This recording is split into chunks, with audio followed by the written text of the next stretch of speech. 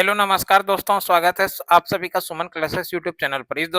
इस वीडियो में हम लोग बिहार के वैसे सामान्य ज्ञान के एमसीक्यूज क्वेश्चन को पढ़ेंगे जो पिछले कई वर्षों के एग्जाम में प्रश्न पूछा गया है। और ये वीडियो सभी प्रकार की प्रतियोगी परीक्षा की तैयारी करने वाले अभ्यर्थियों के लिए महत्वपूर्ण होने वाला है। तो इस वीडियो को आप लोगों अंत तक बने रहिएगा। देखिए वीडियो में अगला जो हम लोग प्रश्न पढ़ेंगे यहाँ से प्रश्न संख्या 51 से हम लोग कंटिन्यू कर रहे हैं। प्रश्न संख्या 51 में जो प्रश्न यहाँ पर पूछा गया है, इस तरह से प्रश्न आया कि डॉक्टर जॉर्ज अब्राहम ग्रियर्सन द्वारा बिहार की बोलियों का क्या नाम दिया गया। यहाँ पर सीधा सीधा प्रश्न इस तरह से पूछा गया कि Bihar doctor George Abraham Grierson द्वारा बिहार की बोलियों का क्या नाम दिया गया। तो ध्यान रखिएगा, बिहार की बोलियों का नाम दिया गया है जो है बिहारी बोली।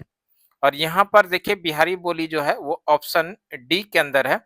तो इस प्रश्न का सही आंसर हो जाएगा ऑप्शन डी, राइट आंसर। अगला प्रश्न पूछा गया यहाँ पर, वर्ष 1942 के भारत छोड़ो आंदोलन का पटना में नेतृत्व किस महिला ने किया था। प्रश्न पूछा गया कि भारत छोड़ो आंदोलन जो 1942 में हुआ था, तो यही 1942 के भारत छोड़ो आंदोलन का नेतृत्व पटना में किस महिला ने किया था। तो आप लोगों को ध्यान रखना है, भारत छोड़ो आंदोलन का पटना में जो महिला ने नेतृत्व किया था वो था श्रीमती भगवती देवी थी। और यहाँ पर श्रीमती भगवती देवी देखिए ऑप्शन डी के अंदर है, तो प्रश्न का सही आंसर हो जाएगा option D is the right answer.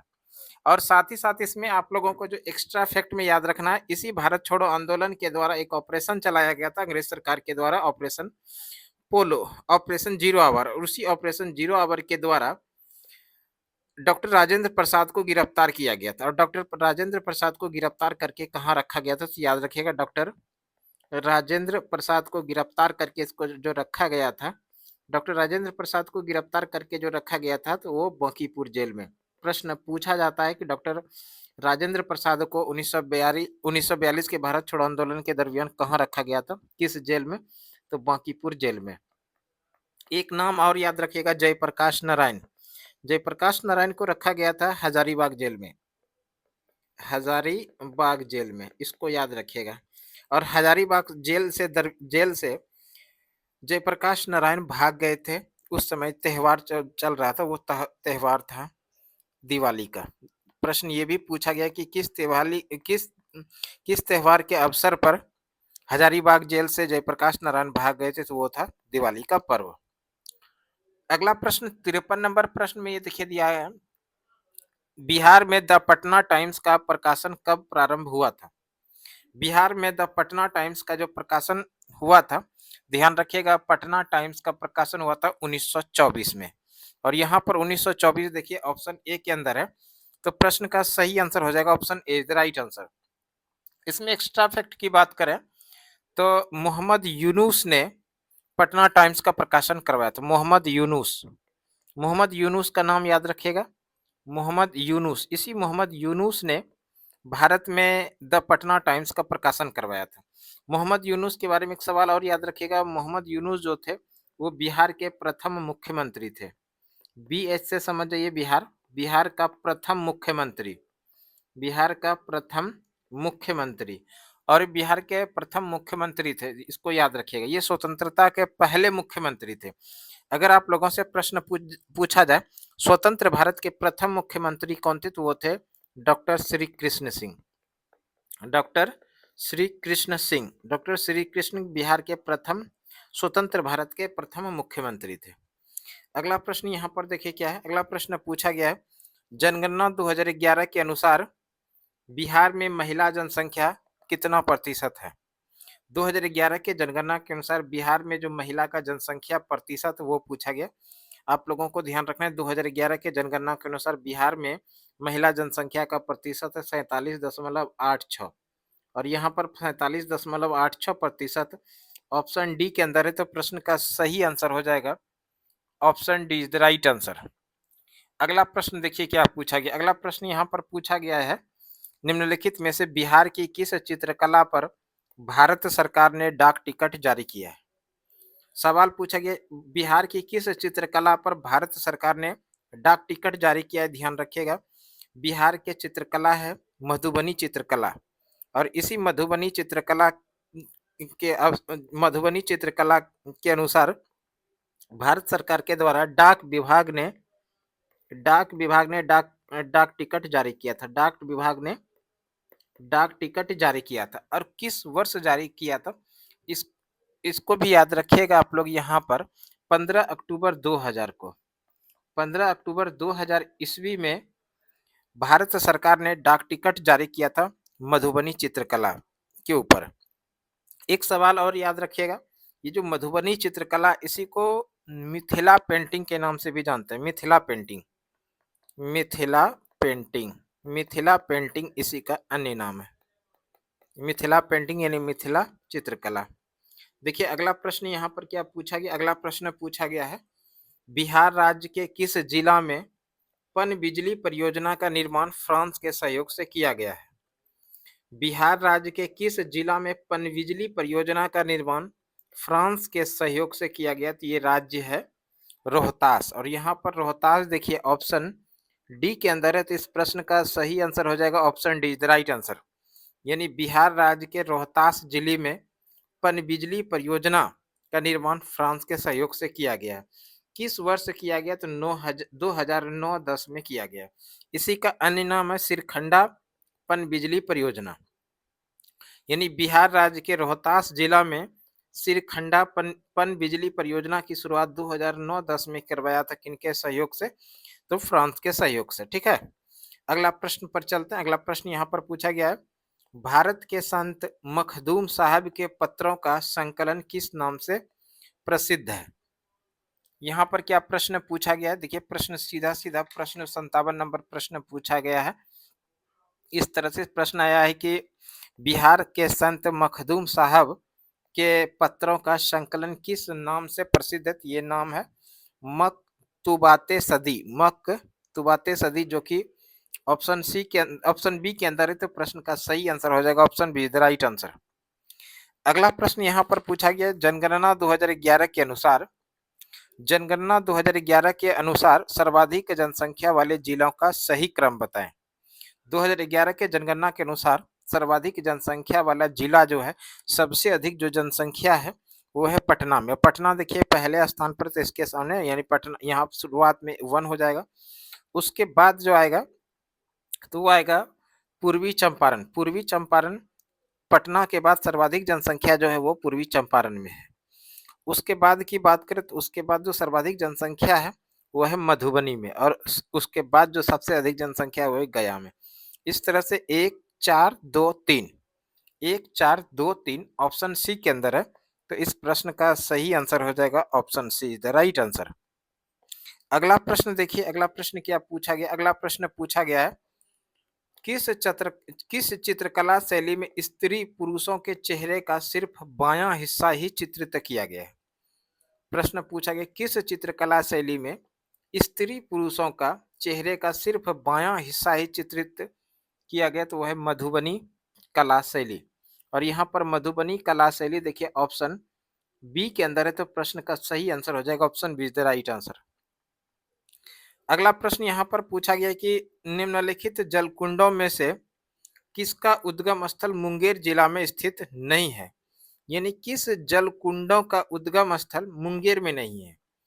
तो यहाँ पर जो ऑप्शन के अकॉर्डिंग होगा, सूर्यकुंड जो ये जलकुंड है ये है राजगीर में, राजगीर के नालंदा के राजगीर में। ये कहाँ पर है? तो इसको याद रखिएगा, ये है राजगीर में। बाद बाकी सीता कुंड, लक्ष्मण कुंड, रामेश्वरम कुंड, ये सभी कहाँ पर है? बिहार के मुंगेर जिला में। मुंगेर जिला में कौन सा नहीं है? तो वह सूर्यकुंड। सूर्यकुंड कहाँ पर है? तो राजगीर में। अगला प्रश्न देखिए क्या, अगला प्रश्न पूछा गया 2011 की जनगणना के अनुसार बिहार की महिला साक्षरता दर है। 2011 की जनगणना के अनुसार बिहार की जो महिला साक्षरता दर है, तो ध्यान रखना बिहार की महिला साक्षरता दर 51.5%। और यहाँ पर 51.5% देखिए ऑप्शन बी के अंदर है, तो प्रश्न का सही आंसर हो जाएगा option B, the right answer. ऐसे हम लोग बात कर ले 2011 के जनगणना के अनुसार बिहार का कुल साक्षरता दर कितना है? अगर बिहार का कुल साक्षरता दर के बारे में हम लोग बात कर ले तो बिहार का कुल साक्षरता दर जो है वह 61.80%। ये 2011 के जनगणना के अनुसार है, ठीक है। और वहीं पर अगर पुरुष की बात कर लिया जाए, 2011 के जनगणना के अनुसार बिहार का पुरुष साक्षरता दर कितना है, तो बिहार का पुरुष साक्षरता दर है 71.2%। इसको भी याद रखिएगा। यहाँ पर जो पूछा गया था वो महिला का साक्षरता दर पूछा गया था, तो 51.5% होगा। अगला प्रश्न पूछा गया है यहाँ पर, बिहार के राज्य विद्युत बोर्ड की स्थापना कब हुई? बिहार के राज्य विद्युत बोर्ड की जो स्थापना हुई थी 1958 में। और यहाँ पर 1958 देखिए ऑप्शन ए के अंदर है, तो प्रश्न का सही आंसर हो जाएगा option A is the right answer.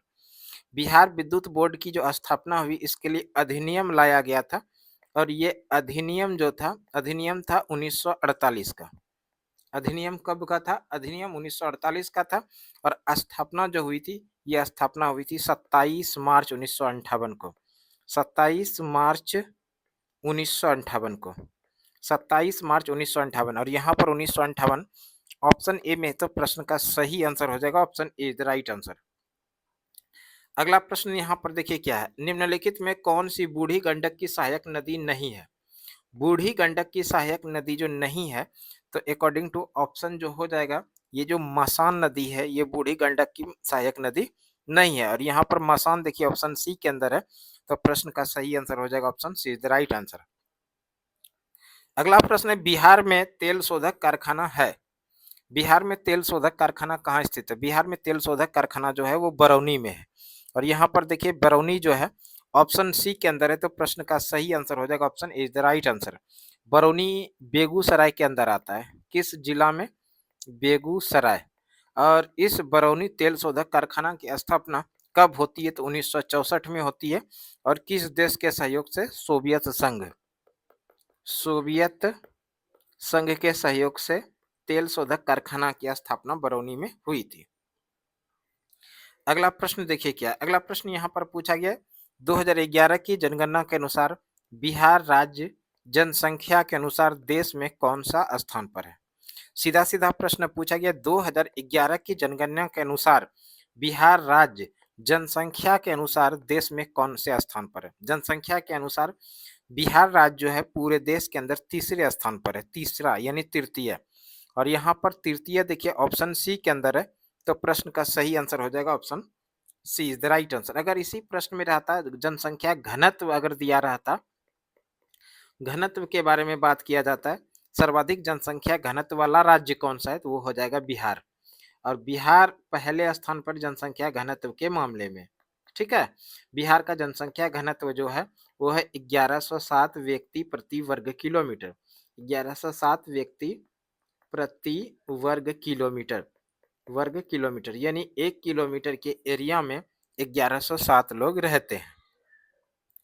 अगला प्रश्न यहाँ पर देखिए क्या, अगला प्रश्न पूछा गया बिहार का स्थान भारत में जनसंख्या एवं क्षेत्रफल की दृष्टि से क्या है? भारत में जनसंख्या एवं क्षेत्रफल की दृष्टि से बिहार का जो स्थान है, इसमें जनसंख्या में तीसरा स्थान है, जनसंख्या में तीसरा स्थान है।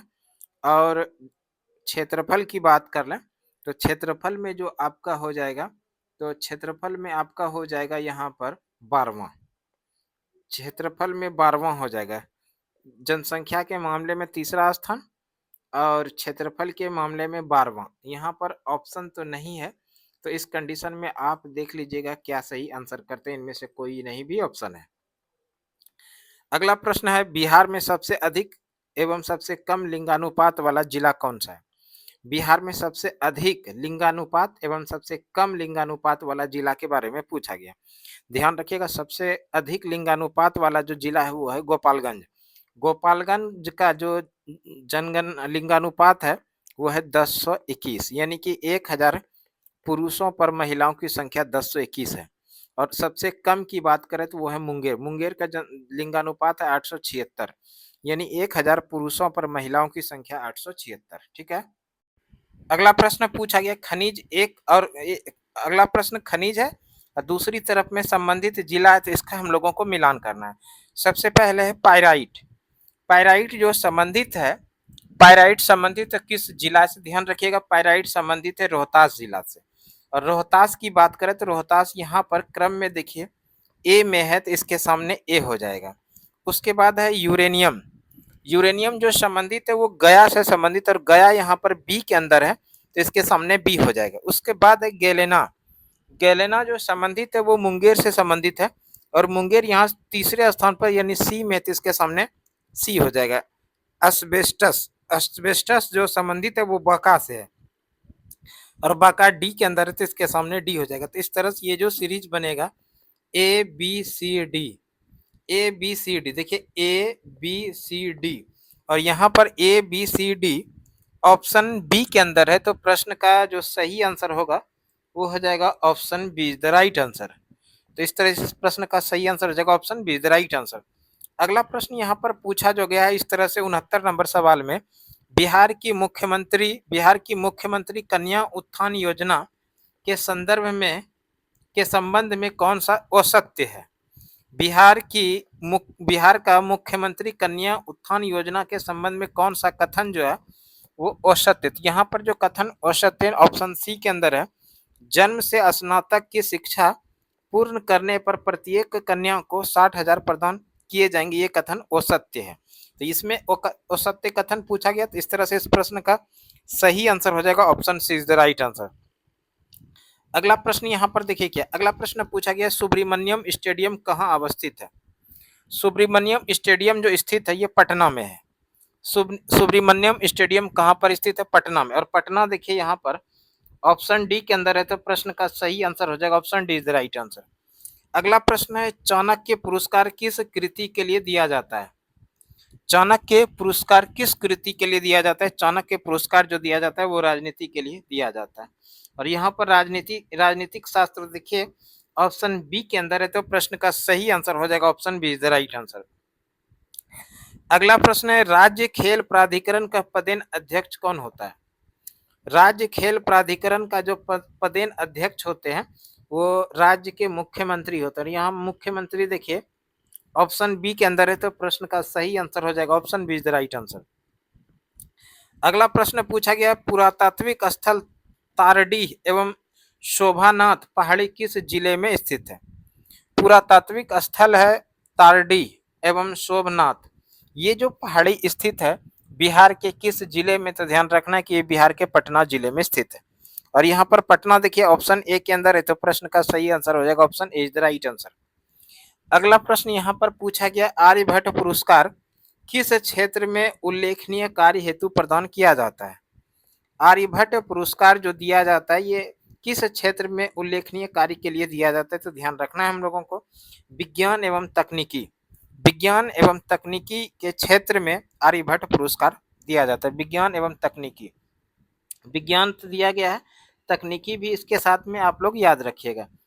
विज्ञान यहाँ पर ऑप्शन बी के अंदर है, तो प्रश्न का सही आंसर हो जाएगा option B is the right answer. और साथ में हम लोगों को ध्यान रखना है कि आर्यभट्ट पुरस्कार की शुरुआत कब होती है, तो 1992 में आर्यभट्ट पुरस्कार की शुरुआत होती है। अगला प्रश्न यहाँ पर पूछा गया हिंदी भाषा एवं साहित्य विषयक प्रकाशित शोध ग्रंथ हेतु कौन सा पुरस्कार दिया जाता है।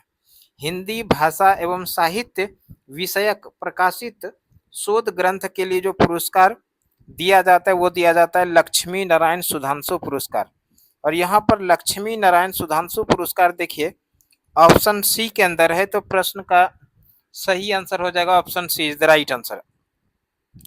अगला प्रश्न है भिखारी ठाकुर द्वारा रचित नाटक है। भिखारी ठाकुर द्वारा रचित नाटक जो है ये विदेशिया है, और विदेशिया यहाँ पर ऑप्शन ए के अंदर है, तो प्रश्न का सही आंसर हो जाएगा option A is the right answer. और एक सवाल यहाँ पर याद रखिएगा भिखारी ठाकुर को भोजपुरी का शेक्सपियर के नाम से जानते हैं। प्रश्न पूछा जाता है भोजपुरी का शेक्सपियर किसे कहते हैं। भोजपुरी का शेक्सपियर किसको कहते हैं, तो भोजपुरी का शेक्सपियर जो कहते हैं वो भिखारी ठाकुर को कहते हैं, और इसी भिखारी ठाकुर का प्रसिद्ध नाटक है विदेशिया। अगला प्रश्न है श्री कृष्ण सिंह किस नाम से पहचाने जाते हैं। श्री कृष्ण सिंह जो पहचाने जाते हैं वो बिहार केसरी के नाम से जाना जाता है। श्री कृष्ण सिंह बिहार केसरी के नाम से जाना जाता है श्री कृष्ण सिंह को, और यहाँ पर बिहार केसरी देखिए ऑप्शन बी के अंदर है, तो प्रश्न का सही आंसर हो जाएगा option B is the right answer. और साथ में जो हम लोगों को ध्यान रखना है बिहार के प्रथम स्वतंत्र बिहार के पहले मुख्यमंत्री। बिहार के प्रथम मुख्यमंत्री कौन थे? बिहार के प्रथम मुख्यमंत्री, बिहार के प्रथम मुख्यमंत्री, बिहार के प्रथम मुख्यमंत्री कौन थे? तो बिहार के प्रथम मुख्यमंत्री थे श्री कृष्ण सिंह, और इसी श्री कृष्ण सिंह को बिहार केसरी के नाम से जानते हैं। अगर हम लोग बात कर लें बिहार विभूति के नाम से किसको जानते हैं? बिहार विभूति, बिहार विभूति के नाम से जो जानते हैं वो जानते हैं अनुग्रह नारायण सिंह को। अनुग्रह नारायण सिंह, अनुग्रह नारायण सिंह, अनुग्रह नारायण सिंह को बिहार विभूति के नाम से जानते हैं। देश रत्न के नाम से जानते हैं डॉक्टर राजेंद्र प्रसाद को।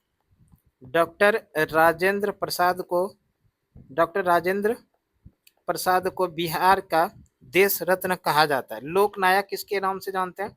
तो जयप्रकाश नारायण, जेपी जयप्रकाश नारायण को लोकनायक के नाम से जानते हैं। अगला प्रश्न देखिए क्या, अगला प्रश्न यहाँ पर पूछा गया जो है, अगला प्रश्न है कि हसन इमाम थे। हसन इमाम कौन थे? हसन इमाम जो थे, यहाँ पर इसका जो सही आंसर हो जाएगा तो वो हो जाएगा कलकत्ता हाई कोर्ट के प्रथम बिहारी जज। कलकत्ता हाई कोर्ट के प्रथम बिहारी जज जो थे वो थे हसन इमाम, जो कि ऑप्शन ए के अंदर है। तो प्रश्न का सही आंसर हो जाएगा option A is the right answer. अगला प्रश्न है बराबर की गुफाओं का उपयोग किसके आश्रम गृह के रूप में किया? बराबर की गुफाओं का उपयोग किसने आश्रम गृह के रूप में किया? तो वो आजीविकों ने किया। यहाँ पर आजीविकों ऑप्शन ए के अंदर है, तो प्रश्न का सही आंसर हो जाएगा option A is the right answer. अगला प्रश्न देखिए क्या है, अगला प्रश्न यहाँ पर पूछा जो गया है, केवल वह स्तंभ जिसमें अशोक ने स्वयं को मगध का सम्राट बताया यानी स्वयं को मगध का जो सम्राट अशोक ने बताया, तो वो कौन सा अभिलेख है? तो वो है भब्रू स्तंभ लेख। और यहाँ पर भब्रू स्तंभ लेख देखिए ऑप्शन डी के अंदर है, तो प्रश्न का सही आंसर हो जाएगा option D is the right answer. अगला प्रश्न है गांधी जी ने 1917 में चंपारण की यात्रा की थी। 1917 में गांधी जी ने चंपारण की जो यात्रा की थी वो राजकुमार शुक्ल के अनुरोध पर, और यहाँ पर राजकुमार शुक्ल देखिए ऑप्शन ए के अंदर है, तो प्रश्न का सही आंसर हो जाएगा option A is the right answer. एक नाम आप लोग यहाँ पर और याद रखिएगा, राजकुमार शुक्ल तो नाम रखेंगे ही याद, राजकुमार शुक्ल के ही आग्रह पर बिहार आए थे। बिहार में कहाँ पर? चंपारण में आए थे गांधी जी। और एक नाम जो आप लोग याद रखिएगा प्रिंस शुक्ला, इनके साथ में कौन थे? प्रिंस शुक्ला थे, यानी प्रिंस शुक्ला और राजकुमार शुक्ल के कहने पर गांधी जी बिहार के चंपारण में आए थे 1917 में, और यहाँ पर आकर के उन्होंने चंपारण सत्याग्रह किया था। देखिए अगला प्रश्न है चंपारण सत्याग्रह के दौरान गांधी जी पर मुकदमा चलाया गया था कहाँ पर? चंपारण सत्याग्रह ये हुआ कब था? चंपारण सत्याग्रह हुआ था 1917 में, और गांधी के नेतृत्व में किया गया पहला सत्याग्रह था। गांधी द्वारा, यानी गांधी के नेतृत्व में किया गया, गांधी द्वारा किया गया भारत में पहला सत्याग्रह। गांधी द्वारा किया गया भारत में पहला सत्याग्रह, भारत में पहला सत्याग्रह। ये कौन सा सत्याग्रह था? ये था चंपारण सत्याग्रह जो हुआ था 1917 में। और चंपारण सत्याग्रह के दौरान गांधी जी पर मुकदमा चलाया गया था मोतिहारी में, और मोतिहारी यहाँ पर देखिए ऑप्शन बी के अंदर है, तो प्रश्न का सही आंसर हो जाएगा option B is the right answer. अगला प्रश्न है सदाकत आश्रम की स्थापना किसने की थी? सदाकत आश्रम की स्थापना किया था मजहरुल हक ने। मजहरुल हक यहाँ पर देखिए ऑप्शन बी के अंदर है, तो प्रश्न का जो सही आंसर होगा वो हो जाएगा option B is the right answer. और सदाकत आश्रम की स्थापना किस वर्ष हुई थी? सदाकत आश्रम की स्थापना असहयोग आंदोलन के समय 1921 में हुई थी, और किसने किया था? तो मजहरुल हक ने किया था। देखिए अगला प्रश्न क्या है, अगला प्रश्न बिहार में आजाद दस्ता सक्रिय रहा। बिहार में आजाद दस्ता सक्रिय रहा था किस समय? यहाँ पर आजाद दस्ता जो सक्रिय रहा था आप लोगों को याद रखना है भारत छोड़ो आंदोलन के दौरान, और यहाँ पर भारत छोड़ो आंदोलन जो है वो ऑप्शन सी के अंदर है, तो प्रश्न का सही आंसर हो जाएगा option C is the right answer. और आजाद दस्ता का गठन किसने किया था? तो जयप्रकाश नारायण ने। जयप्रकाश नारायण, जयप्रकाश नारायण ने आजाद दस्ता का गठन किया था। जयप्रकाश नारायण को जेपी यानी कि लोकनायक के नाम से भी जानते हैं। लोकनायक, प्रश्न आता है कि लोकनायक के नाम से किनको जानते हैं? तो लोकनायक के नाम से जयप्रकाश नारायण को जानते हैं। अगला प्रश्न यहाँ पर पूछा गया, बिहार में स्वराज ट्रेन की घटना का संबंध है। बिहार में स्वराज ट्रेन की घटना का जो संबंध है वो है भारत छोड़ो आंदोलन से। और यहाँ पर देखिए भारत छोड़ो आंदोलन जो है वो ऑप्शन सी के अंदर है, तो प्रश्न का सही आंसर हो जाएगा option C is the right answer. अगला प्रश्न देखिए क्या पूछा गया। अगला प्रश्न पूछा गया है 1921 में गांधी जी ने पटना में उद्घाटन किया था। 1921 में गांधी जी ने पटना में जो उद्घाटन किया था वो किया था बिहार विद्यापीठ का। और यहाँ पर बिहार विद्यापीठ जो है देखिए ऑप्शन ए के अंदर है, तो प्रश्न का सही आंसर हो जाएगा option A is the right answer. अगला प्रश्न है, बिहार छात्र परिषद को संगठित किया था। बिहार छात्र परिषद को संगठित किया था डॉक्टर राजेंद्र प्रसाद ने। बिहार छात्र परिषद को किसने संगठित किया था? डॉक्टर राजेंद्र प्रसाद ने। और डॉक्टर राजेंद्र प्रसाद ने बिहार छात्र परिषद को किस वर्ष संगठित किया था? तो 1906 में। अगला प्रश्न देखिए क्या है। अगला प्रश्न पूछा गया है, महात्मा गांधी को दक्षिण अफ्रीका से वापसी पर इनमें से किस घटना के कारण उनको प्रसिद्धि मिली? सबसे पहला चीज समझिए, महात्मा गांधी दक्षिण अफ्रीका से वापसी। महात्मा गांधी दक्षिण अफ्रीका से जो भारत वापसी होता है वो होता है 9 जनवरी 1915 को। 9 जनवरी 1915 को। और 9 जनवरी 1915 को जब गांधी जी दक्षिण अफ्रीका से भारत वापस आए थे तो पूरे भारत का भ्रमण किए थे। अगर बात किया जाए महात्मा गांधी ने भारतीय राष्ट्रीय आंदोलन में कब शामिल हुआ, तो 1917 में। और 1917 में ही भारत में किया गया गांधी के द्वारा पहला सत्याग्रह जिसका नाम है चंपारण सत्याग्रह। ठीक है, चंपारण सत्याग्रह यहाँ पर ऑप्शन ए के अंदर है, तो प्रश्न का सही आंसर हो जाएगा option A is the right answer. अगला प्रश्न है, बराबर की पहाड़ी किस जिला में अवस्थित है? ये प्रश्न कई बार एग्जाम में देखने के लिए मिला है। इस क्वेश्चन को आप लोग निश्चित रूप से याद रख लीजिए। बराबर की पहाड़ी ये जो अवस्थित है ये है जहानाबाद में। और यहाँ पर जहानाबाद देखिए ऑप्शन ए के अंदर है, तो प्रश्न का सही आंसर हो जाएगा option A is the right answer. देखिए अगला प्रश्न है, चंपारण सत्याग्रह के दौरान इनमें से कौन गांधी जी के सहयोगी नहीं थे? चंपारण सत्याग्रह जो कि 1917 में हुआ था, इसी चंपारण सत्याग्रह को तीन कठिया पद्धति के नाम से भी जानते। तीन कठिया पद्धति, तीन कठिया पद्धति के नाम से जानते हैं चंपारण सत्याग्रह। और इस चंपारण सत्याग्रह जो गांधी के नेतृत्व में किया गया उसमें डॉक्टर राजेंद्र प्रसाद भी शामिल थे, जेबी कृपलानी का भी सहयोग मिला था और सुभाष चंद्र बोस का सहयोग नहीं मिला था। और यही तो यहाँ पर प्रश्न पूछ रहा है कि इनमें से किसका सहयोग नहीं मिला था, तो आप लोगों को याद रखना है सुभाष चंद्र बोस का सहयोग इसमें नहीं मिला था। सुभाष चंद्र बोस ऑप्शन सी के अंदर है, तो प्रश्न का सही आंसर हो जाएगा option C is the right answer. अगला प्रश्न पूछा गया है, बिहार में मानसून का आगमन होता है, यानी बिहार में मानसून का आगमन कब होता है? बिहार में मानसून का आगमन जो होता है वो है मध्य जून में। बिहार में मानसून का आगमन कब होता है? मध्य जून में। और यहाँ पर मध्य जून देखिए ऑप्शन सी के अंदर है, तो प्रश्न का सही आंसर हो जाएगा option C is the right answer. अगला प्रश्न पूछा गया, उदयपुर झील का संबंध किस जिला से है? यानी उदयपुर झील बिहार के किस जिला में है? तो आप लोगों को याद रखना पश्चिमी चंपारण में है उदयपुर झील। और यहाँ पर पश्चिमी चंपारण ऑप्शन बी के अंदर है, तो प्रश्न का सही आंसर हो जाएगा option B is the right answer. अगला प्रश्न यहाँ पर पूछा गया कि पटना में स्थित संजय गांधी जैविक उद्यान की स्थापना कब हुई? पटना का प्रसिद्ध संजय गांधी उद्यान की स्थापना किस वर्ष हुई? आप लोगों को ध्यान रखना है, पटना का जो प्रसिद्ध संजय गांधी जैविक उद्यान है इसकी स्थापना 1969 में हुई थी। और यहाँ पर 1969 देखिए ऑप्शन बी के अंदर है, तो इस प्रश्न का सही आंसर हो जाएगा option B is the right answer. अगला प्रश्न है, प्रसिद्ध ऐतिहासिक नेपाली मंदिर बिहार में कहाँ स्थित है? बिहार का प्रसिद्ध ऐतिहासिक मंदिर है नेपाली मंदिर। नेपाली मंदिर जो स्थित ये हाजीपुर में है। और यहाँ पर हाजीपुर देखिए ऑप्शन ए के अंदर है, तो प्रश्न का सही आंसर हो जाएगा option A is the right answer. अगला प्रश्न है, गया में पितृपक्ष मेला प्रतिवर्ष किस महीने में आयोजित किया जाता है?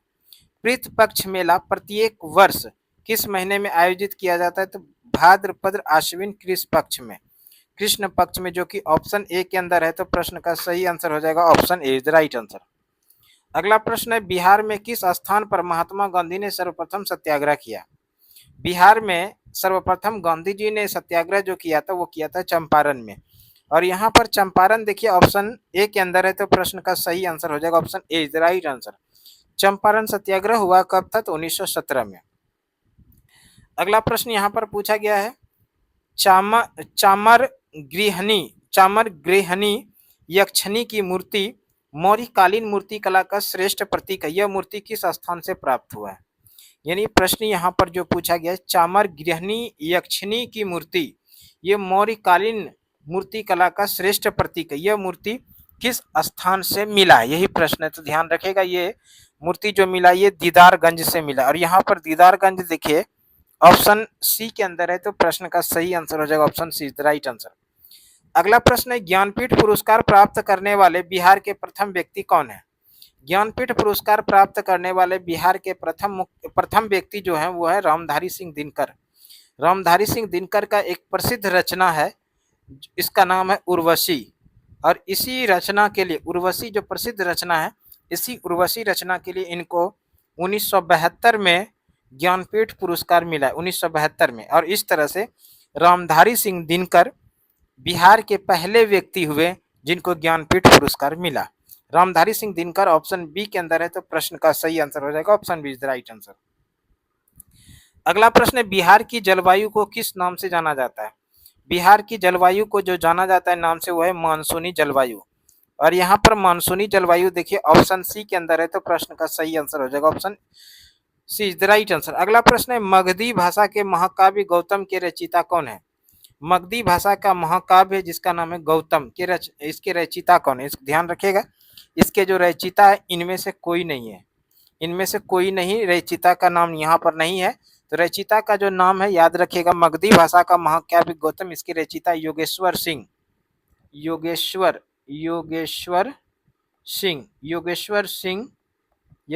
सिंह, इसी को कहा जाता है योगेश। तो ये है इनके रचनाकार।